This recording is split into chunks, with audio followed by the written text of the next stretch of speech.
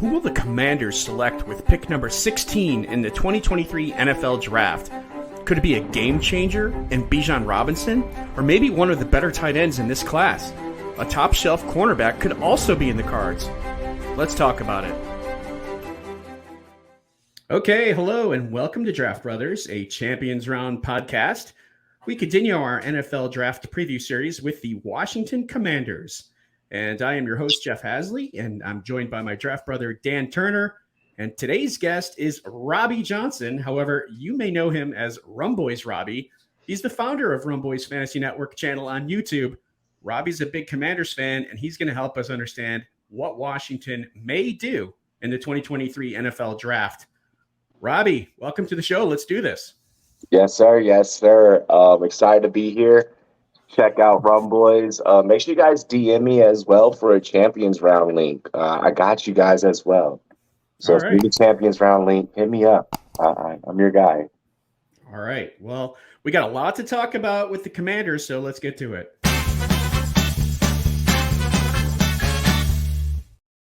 Okay, so everybody's wondering in Washington, are they content with Sam Howell and Jacoby Brissett at quarterback for at least for this year?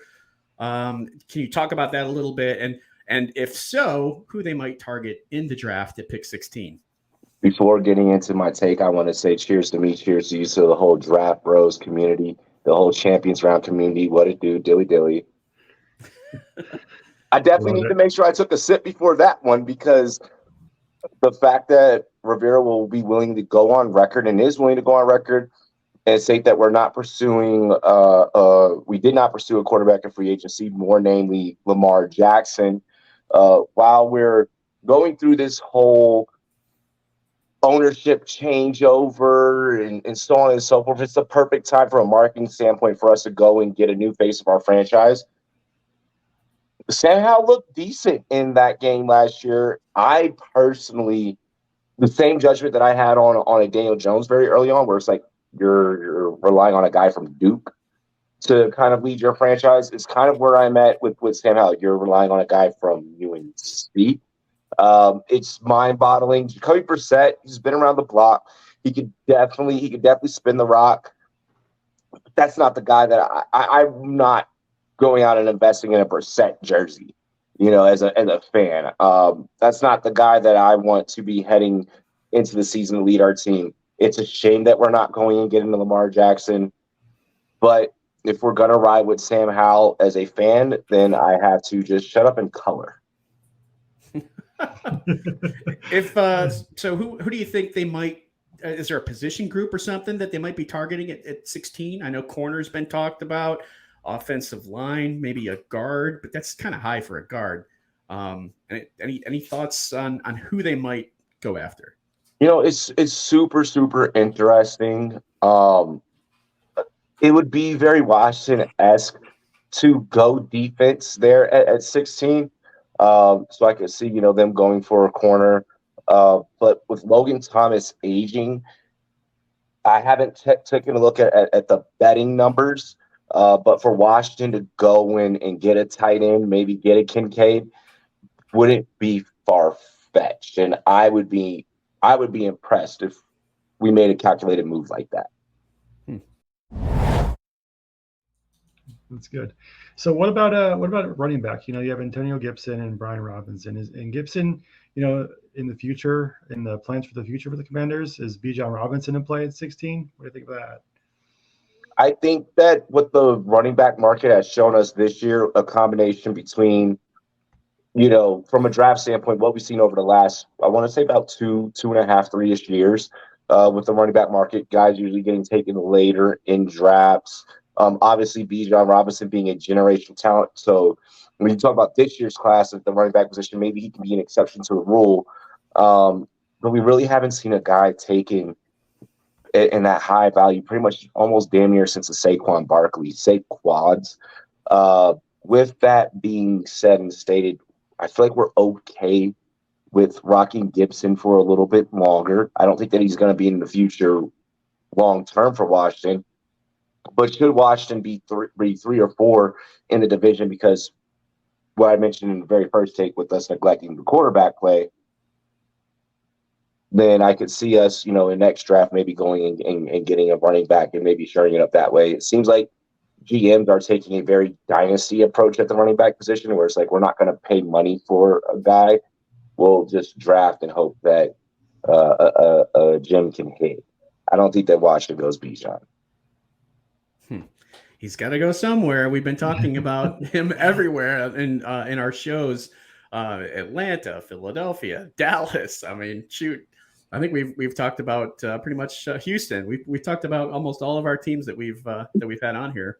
Where is Robinson going to go? That's going to be the story of the draft, if not the quarterbacks. He's the type of talent to where it's completely justified if a team goes up and reaches, really high. But it's completely reasonable based off what we've seen in recent, drafts. When you're out there, you're filling out your mock draft sheet, with your work pools or whatever the case, champions round, etc. Little hint. I don't mind even mocking a guy like Bijan late back in at the draft, past 16 and below. Teams clearly feel that they have other things to address than running backs, which is probably why we're seeing so many guys remain as free agents, or, like I said, in recent drafts, guys just fall late. If you like sports and playing sporting games, download the Champions Round app. Get playing and start winning. Use the promo code DraftBros for a free $10 and check out our newest game mode, Spicy Slips. If you love live sports gaming, the NBA, or MLB, which is new, or you just want some extra action this NFL offseason, come play Spicy Slips, build a 2 to 5 leg parlay of live props, and win big today. I'm going to go off script a little bit here and ask you a specific question about any kind of player, and it doesn't have to be first round, it could be second or third round, whichever, that you think is someone who's kind of rising up the boards a little bit that Washington would be wise to pounce on. If it's, I mentioned him already, and I don't want to sound like a broken record, but if Dalton Kincaid is available for us, we need to throw up the tight end.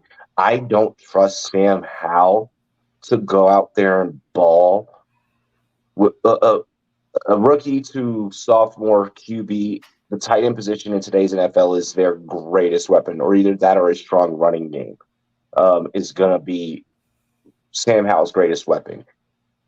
If we can have a security blanket that, can run some really decent intermediate routes, really, be aggressive and bang up, opposing linebackers and safeties across the middle. If we get us a good, strong, healthy tight end, I think that's what I want us to do. That's what we can't take a shot on a dart at that position of like a guy that can be a maybe. We need to go and get the cream of the crop.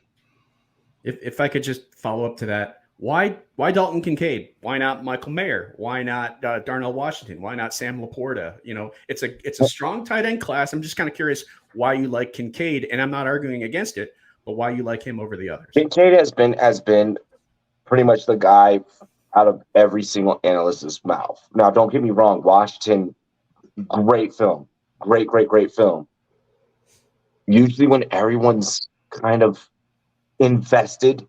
Mm-hmm. When all the sharps are all kind of leaning a direction, when it comes to NFL draft prospects, I don't want to fade that. I don't want to fade a hype. He's garnering that hype and that attention for a reason. That reason being his blocking. That reason be it the way that he does run those intermediate routes, like I said, and he can go heads up with some of those big boys that he's gonna be facing. If we can run two tight end sets where it's a Kincaid and a Logan Thomas, while you have to deal with freaking psychopathic Micah Parsons on the other side, I would like to take that jumbo set option in that type of scenario more times than not, versus maybe some of the other guys in the class. We see this with the tight end position to where this is a position that takes 2 to 3 years to develop. We already saw this with Kyle Pitts, where it's like all the hype, and it's like it's more so play calling in that situation. But it's like, where is it? Where is it going to produce? If Kincaid can fit into the system, he doesn't have to go out there and be Jeremy Shockey his rookie year. He doesn't have to give us those type of numbers. But if he could just fit into the system, and create opportunities in 2 tight end sets to go heads up with the linebackers that we're going to have to go against the Philadelphia Eagles, the Giants, the Dallas Cowboys. I want him a part of our team that can be a difference maker. Washington wants wins. We have not won since the 90s. I need to see a Super Bowl in my era before I drop 6 feet. All right. We are talking Washington Commanders, and we're speaking with Rumboys Robbie of the Rumboys Fantasy Network channel on YouTube. And you can also follow him on Twitter at RumboysR. So, Dan, do you have another question here for Robbie as we finish it up here? Yeah. So real quick. So we already went over tight end. Besides like tight end, what position group as a whole do you think is the biggest need that needs to be answered in this draft for Washington? I would, not just for Washington, but I feel like that this tight end class at the defensive back position is just so immersely deep. Teams can day and night, shout Jake Cuddy, teams can day and night transform their entire rosters with we talk about the top cream of the crop of a Christian Gonzalez or the pedigree, the big family name pedigree of like a Porter Jr., and et cetera, et cetera, et cetera. I think that the defensive back class, there's probably at least 3 to 4 guys right away between days 1 and 2. Obviously, depending on landing spot, that could completely just transform rosters and probably even beat out some of these older NFL veterans that they're getting ready to lose a step. They're losing some burn. I think that this draft class at the defensive back position presents vast opportunities for multiple teams, not just the Commanders, but multiple teams to feel okay with filling some voids. So we're going to go to our next segment here, which is one quick question. It's a yes or no answer. I'm going to ask both of you and answer it myself as well. So the question is, will Sam Howell be first or second in the NFC East in passing yards in 2023? First or second? Let's start with you, Robbie. What do you think? Yes or no? Third. So you say no? No. He's I'm a big prop guy and I'm a big futures guy.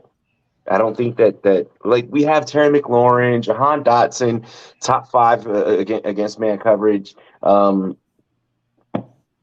We have the pieces to where he could be first or second. That's a bold bet.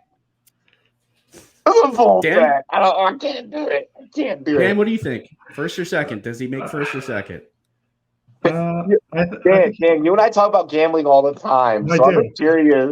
I do. I think he gets second. I think he beats out Dak. All right. I say yes as well. I mean, you already have Terry McLaurin. You've got Jahan Dotson, who had a wonderful rookie season coming in as the second year. If they do get a tight end, plus they'll still have Logan Thomas as well to kind of, teach this new tight end if indeed they go that route. I like their offense, and there's definitely nothing wrong with Sam Howell's ability to pass. Heck, he was early on in his career at North Carolina. He was one of the top quarterbacks preferred in terms of looking ahead at the NFL draft. So if we can establish a very strong presence utilizing 12 personnel, Dan's take becomes very, very dangerous, and you can make a lot of money on that future bet. You make a lot of money.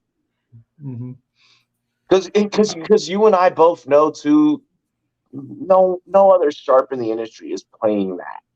No. All right, so what we got? We had 1 no and 2 yeses on that one. And the 2 yeses were the not Washington guys. That's right. All right, let's wrap this up. I want to say thank you for tuning in. Thank you, Robbie. We appreciate you sharing your thoughts and insights on the Commanders. As I said before, be sure to follow Robbie for all things Washington Commanders, as well as his YouTube channel, Rumboys Fantasy Network. His Twitter handle, as I mentioned, at Rumboys with a Z R. So we also want to appreciate your support for watching us and supporting the channel. Please do us a favor. If you like the show, give us a like, a subscribe, a comment. That stuff really does help out our channel. And also download the Champions Round app and use the free $10 bonus code that you see on the screen. Make sure to check out our Commanders mock video that we're going to do with Robbie here and see who he picks for Washington. So your entertainment is our passion. We'll see you next time when we talk about the Steelers.